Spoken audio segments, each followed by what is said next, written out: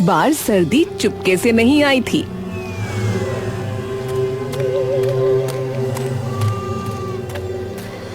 आसमान से बर्फ ऐसे गिरी। सुबह हुई तो पूरा गांव सफेद पड़ा था। छतें, रास्ते, खेत सब एक ही रंग के। मंगलू ने जैसे ही बाहर कदम रखा, उसकी सांस अटक गई।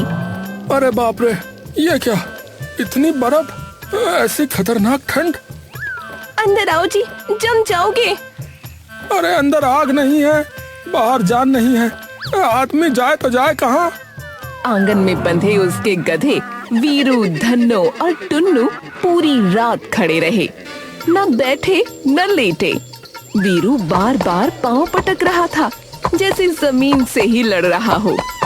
हमारा मालिक पागल है क्या, जिसे समझ में नहीं आता कि हमें भी ठंड लगती है? भगवान ही जाने। क्या हुआ वीरू, जमीन से किस बात की दुश्मनी निकाल रहा है? पूरी रात तीनों खड़े रहे, जाने क्या परेशानी है। हाँ जो भी है।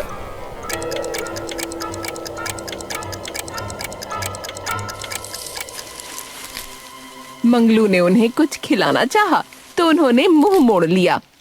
अरे भूख से पहले ठंड का कुछ करो मालिक। अरे कोई फायदा नहीं, हमारा मालिक हमारी बात नहीं समझ सकता रे। अरे खाओगे नहीं तो बोझा कैसे ढोगे रे? कहीं ये बीमार तो नहीं?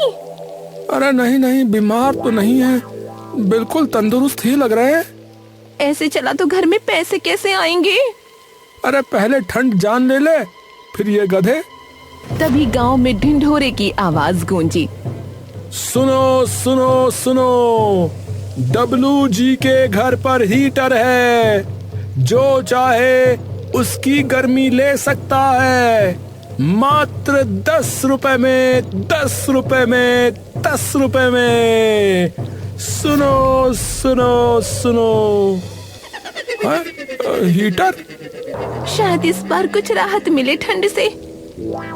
लेकिन 10 रुपए, चलो खैर जाकर देखूंगा। हाँ।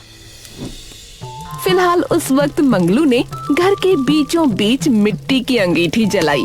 सूखी लकड़ियां सुलगते ही ऐसे चटकने लगीं, जैसे ठंड से लड़ रही हों। आग की लपटें उठीं तो पहली बार लगा कि जान में जान आई। ठंड तो इस बार लगता है जान ले जाएगी। अरे अरे, शुभ शुभ बोलो जी। दोनों हाथ फैलाकर आग सेंकने लगी। सांसों के साथ भाप निकल रही थी, मगर अब दोनों को थोड़ी राहत मिली थी। हाय, लगता है जैसे हड्डियों में दोबारा खून दौड़ने लगा हो। अरे आग भी आज बड़ी मेहनत कर रही है जलने के लिए। हाय, काश थोड़ी देर को ही सही धूप निकल आए। हाँ, ये सही कहा तूने। तभी बाहर से वीरू, धन्नो और टुन्नू की जोरदार आवाज गूंजी। ऐसी आवाज जिसमें भूख भी थी, ठंड भी और शिकायत भी। सुन रहे हो, गधों को भी ठंड लग रही होगी। अरे अरे, पहले हम बच जाएं, फिर उन्हें देखेंगे। अरे लेकिन। अरे अभी नहीं, अरे बैठी रहो आराम से। आग के इस छोटे से घेरे में 2 लोग बच गए, पर बाहर पूरा आंगन ठंड के हवाले रह गया। बाहर बेचारे तीनों गधे कांप रहे थे। पुआल गीला था, रात की बर्फ से भीगा हुआ। हवा सीधे अंदर घुस रही थी। अगर ऐसे ही ठंड रही तो हम जम जाएंगे। अरे ये धन्नो क्यों चिल्ला रही है? अपना मालिक बहरा भी है और बेवकूफ भी।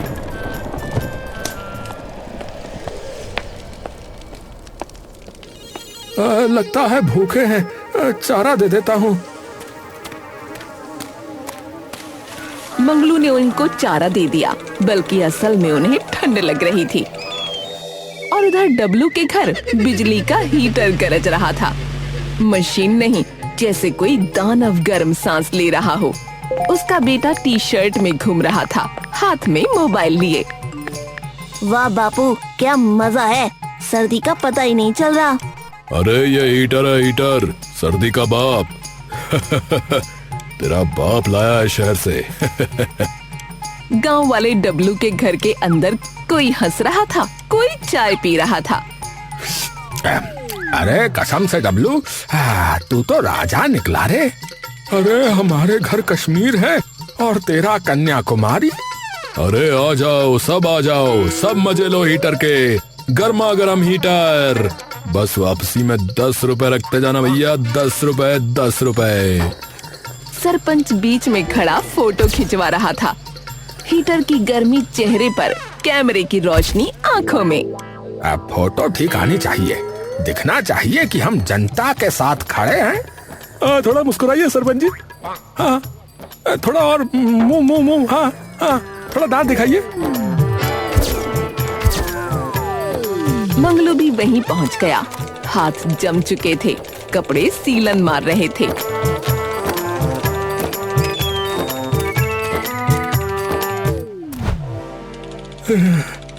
सरपंच जी। हाँ हाँ, बाद में बात करना। जैसे ही मंगलू अंदर आया, डब्लू के बेटे की नाक सिकुड़ गई।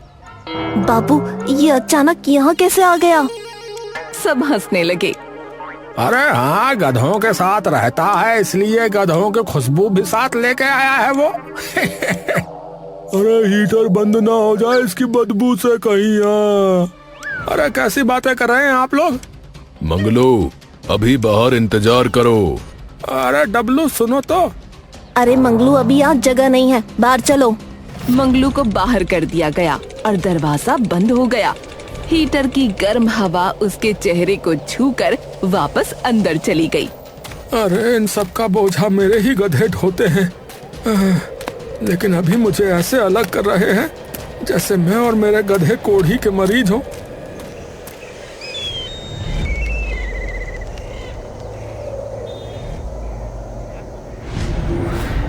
वहीं गांव का एक पागल लड़का बबलू मंगलू के गधों की हालत भांप चुका था। उसने अफवाह उड़ाना शुरू कर दी। ए सुना है, मंगलू के गधे मरने वाले हैं। सच? अरे हाँ, तभी तो आजकल उन्हें लेकर बाहर नहीं निकल रहा है। मुझे लगता है गधा बहुत बीमार है। हैं?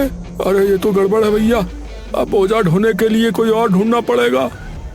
अरे ये तो पागल है, इसकी बात ना मानो। अरे पर कह तो सजी रहा है। तुमने देखा नहीं कैसे मंगलू अपने गधों को खुले में रख के छोड़ता है? बीमार तो होंगे ही। हाँ वही तो। डर फैल गया।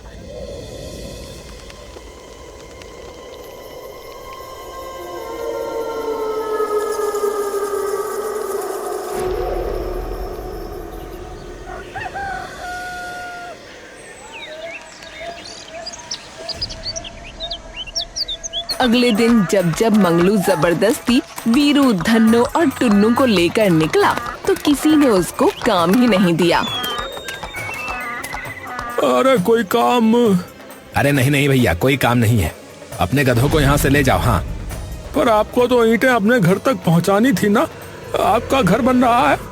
अरे भैया वो काम मजदूर कर रहे हैं, तुम जाओ। नमस्ते भैया। मंगलू का काम बंद होने लगा, जेब खाली होने लगी। अरे आप लोगों को परेशानी क्या है? अरे भैया जरूरत नहीं है, फिर कभी आ जाना। चलो अच्छा ही हुआ, मेरे अंदर बिल्कुल हिम्मत नहीं कि काम करूं। तुम दोनों ने शायद उस आदमी की बात नहीं सुनी। वो दूसरे आदमी को बता रहा था कि डब्लू के यहाँ हीटर लगा है।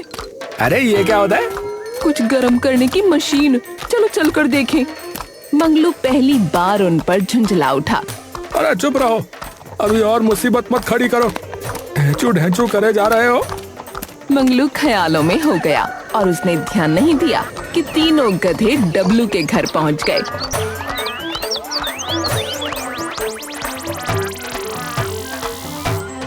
वहां हड़कंप मच गया।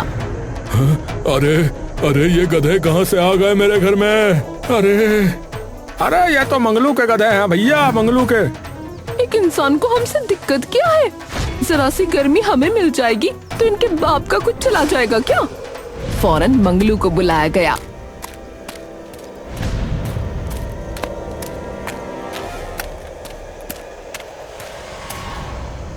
मंगलू, अपने गधों को यहाँ से लेकर जा वरना। अरे जा रहा हूँ जा रहा हूँ। अरे ये क्या किया तुम लोगों ने? मेरी बेइज्जती करा के सुकून मिल गया। चलो अब।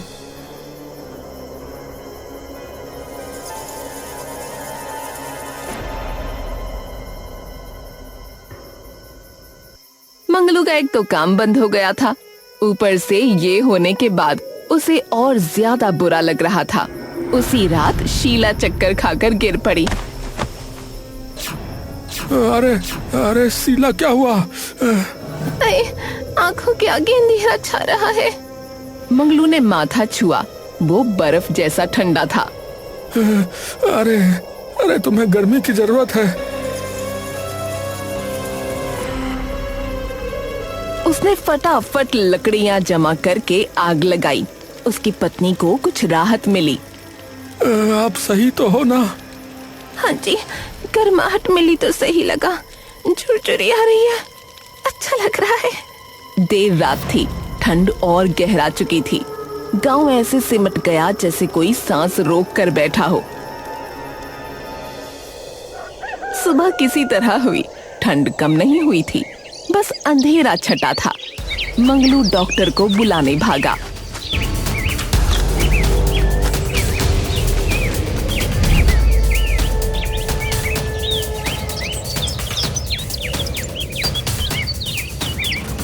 डॉक्टर मोटी जैकेट, ऊनी टोपी और दस्ताने पहनकर आया। अरे बड़ी ठंड है, जल्दी दिखाओ। अरे हाँ डॉक्टर साहब, देखिए ना, मेरी पत्नी को न जाने क्या हो गया है।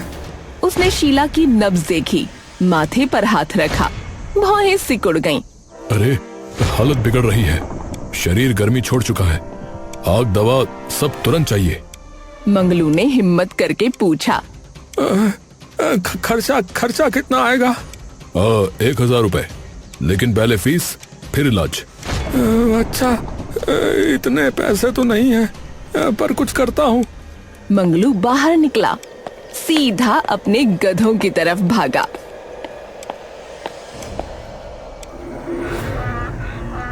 एक को बेच दूं तो मेरी बीवी का इलाज और घर का खर्च सब चल जाएगा। सर्दियां आराम से कट जाएंगी। वो हिसाब लगाने लगा और कहीं खो गया। तभी डॉक्टर ने उसे हिलाया। अरे जल्दी करो, बोलो क्या करना है, ठंड इंतजार नहीं करती। आप इलाज करिए डॉक्टर साहब, पैसे मैं जल्दी ही दे दूंगा। मेरे गधे सरपंच खरीद सकता है, उसी से कहूंगा। हाँ, पैसे हो जाएं तो बुला लेना, मैं ऐसे नहीं कर सकता। ठीक है।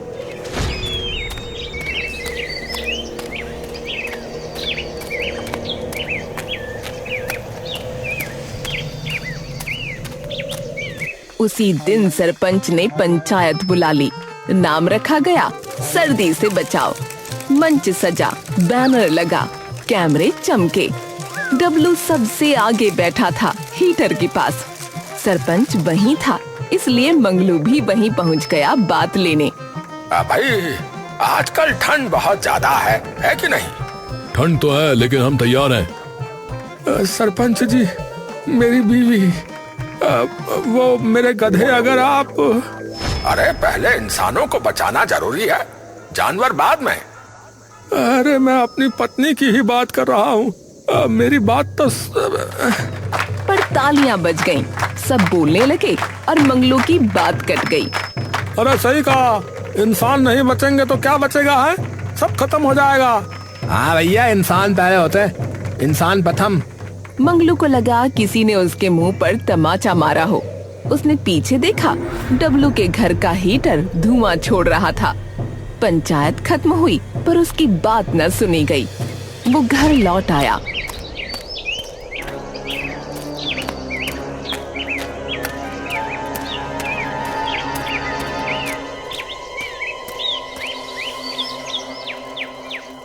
क्या हुआ जी? कुछ नहीं, अमीर लोगों को गरीबों से कोई मतलब नहीं होता, मरे तो मर जाए। इधर मंगलू की दिक्कतें कम नहीं हो रही थीं, उधर बबलू अपने काम में लगा पड़ा था। भाई, एक बात कहूँ, बुरा मत मानना। क्या हुआ? मंगलू के गधे डब्लू के घर पहुंच गए थे, कहीं वहाँ भी अपनी बीमारी ना छोड़ दियो, क्योंकि ठंड में जानवरों को अंदरूनी बीमारी लग जाती है। बच्चों का सवाल है, सोच समझ कर जाना वहाँ। अरे अच्छा हुआ तुमने बता दिया बबलू भैया। और मंगलू से भी दूर रहना, उसके गधों की बीमारी उसे भी जरूर होगी। हाँ, वो यही करता घूम रहा था। दूसरे घर पर भी वही आवाज लगाई।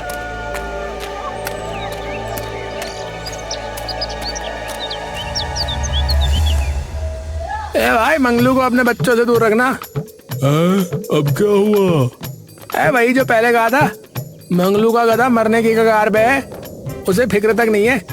मरियल गधों से जबरदस्ती काम कराने में लगा है। ये तो तुमने सही बात कही भाई। डर अब लोगों के दिमाग में घुस चुका था।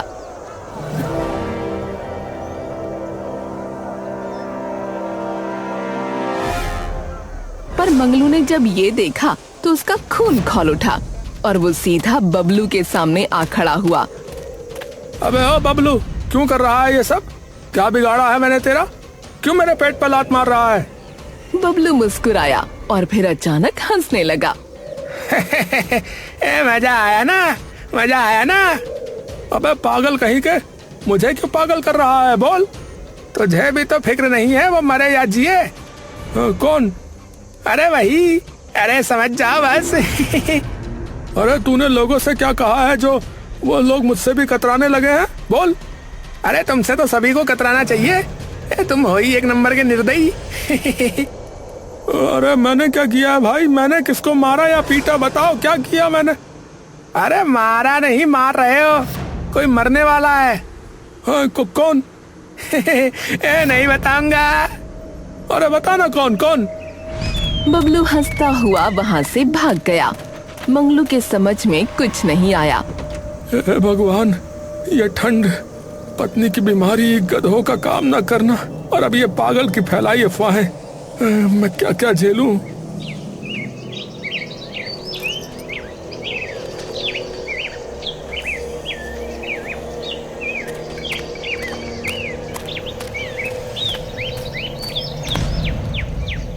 वो जब घर लौटा तो वीरू, धन्नो और टुन्नू रो रहे थे। अरे अरे क्या हुआ? तुम लोग क्यों रो रहे हो भाई?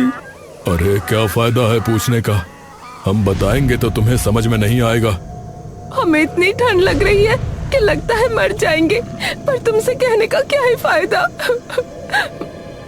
अरे मत बोलो भाई, उसको ढैंचू ढैंचू सुनाई देगा। चुप हो जाओ और मरने का इंतजार करो।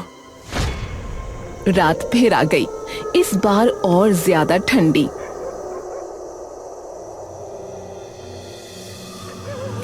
हवा सीटी मार रही थी।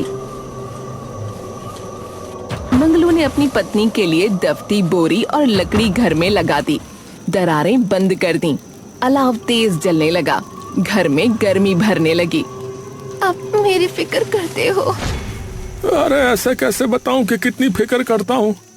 अरे पूछ नहीं रही, कह रही हूँ प्यार से कि कितनी फिक्र करते हो आप मेरी। अच्छा ऐसा क्या? अच्छा सुनो, अपने गधों को भी देख लेना। वो मंगलू की आंखें लाल थीं। वो काम न चलने से और बबलू की हरकतों से पहले ही चिढ़ा हुआ था। वो बोला, उन्हें क्या देखना है? वो तो आजकल बिल्कुल कामचोर हो गए हैं, बस ढेंचू ढेंचू करते रहते हैं। उन्हें अब सुबह देखूंगा, अभी बस ये रात कट जाए।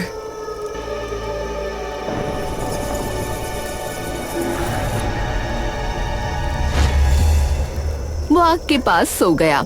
घर में गर्मी थी, पर बाहर वीरू, धन्नो और टुन्नू कांप रहे थे। मुझे ऐसा क्यों लग रहा है जैसे कोई अनहोनी होने वाली है? अरे इतनी सर्दी पड़ रही है, काम नहीं हो पा रहा है। तुम बीमार हो और मेरा दिमाग काम नहीं कर रहा है। इससे ज्यादा क्या अनहोनी होगी? इसके बाद तो दुनिया ही खत्म हो सकती है बस।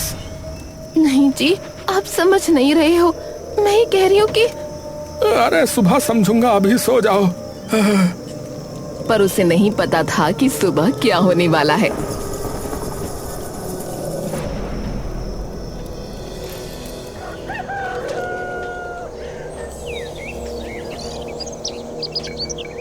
अगली सुबह धन्नो और टुन्नू के रोने की लगातार आवाज आ रही थी। मंगलू आंखें मलता हुआ बाहर आया। वीरू तक पहुंचते ही वो रुक गया। अजीब सन्नाटा था। वीरू जमीन पर पड़ा था। मंगलू डरते डरते पास गया। उसने उसका सर उठाया। अरे उठ वीरू, वीरू, अब मजाक मत कर, उठ जा। पर उसका शरीर बर्फ जैसा ठंडा पड़ा था। मंगलू वहीं बैठ गया। उसके हाथ कांप रहे थे। ठंड से वीरू की उसकी सांस अटक गई। हे भगवान, अरे ये क्या हो गया? अरे मेरा वीरू, अरे मेरा प्यारा वीरू। अब रोने से क्या फायदा? गांव वाले जमा होने लगे और बातें बनाने लगे। बीमारी नहीं थी, ठंड ने मारा है। अरे भैया, मैं तो कहूंगा मंगलू ने मारा है। इसने अपने गधों की कभी फिक्र ही नहीं करी। मैंने कहा था ना, कुछ अनहोनी हो सकती है, पर मेरी न सुनी। ये सब तुम्हारी लापरवाही से हुआ है। तुम सही कह रहे हो भैया, मैंने ही इस पर कभी ध्यान नहीं दिया। मैंने तो गधे को मरियल कह दिया पूरे गांव में, पर तब भी तुम्हें समझ में नहीं आया। पागल मैं हूँ कि तुम? मैं ही पागल हूँ भैया। अगर गधों का ख्याल रखता तो ये तंदुरुस्त रहते, जिंदा रहते, काम भी करते, शीला का इलाज भी करा पाता, पर कुछ ना कर सका भैया। ये खबर डब्लू तक पहुंची। डब्लू पहली बार मंगलू के पास आया। उसका बेटा पीछे खड़ा था। पापा, हीटर ले आऊं? अरे चुप रहे। गांव में अफरा तफरी मच गई। लोग अपने जानवर ढकने लगे। मंगलू ने भी धन्नू और टुन्नू को बोरियां पहनाई और उनके लिए अलाव जलाया। अरे मालिक को हमारा दर्द समझ में आ गया, लेकिन हमारा साथी चला गया। इंसान हादसों से ही सीखता है। एक गधे के मरने के बाद ही सही, पर चलो अक्ल तो आई। मैंने तुम्हारी भी बात नहीं मानी, मुझे माफ कर दो। अरे अच्छे दिन पाछे गए, हरी से किया ना है, अब पछताए हो क्या जब चिड़िया चुग गई खेत भैया।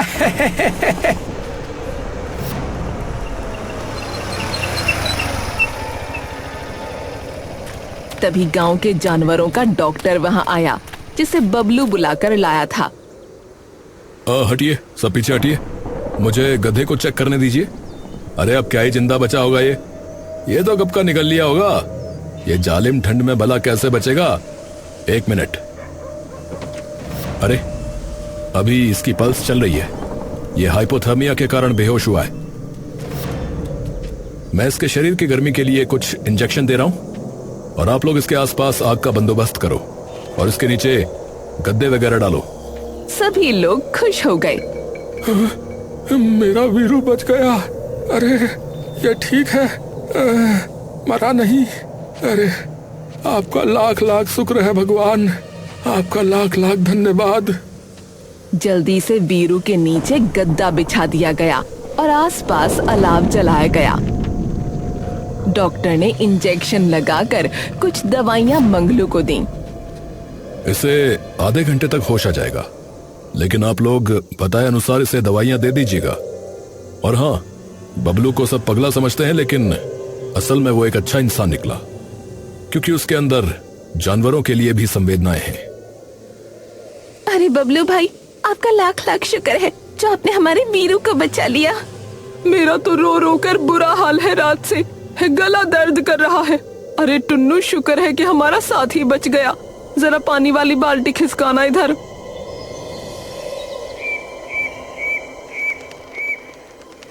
इसके कुछ देर बाद वीरू को होश आ जाता है और सब लोग खुश हो जाते हैं।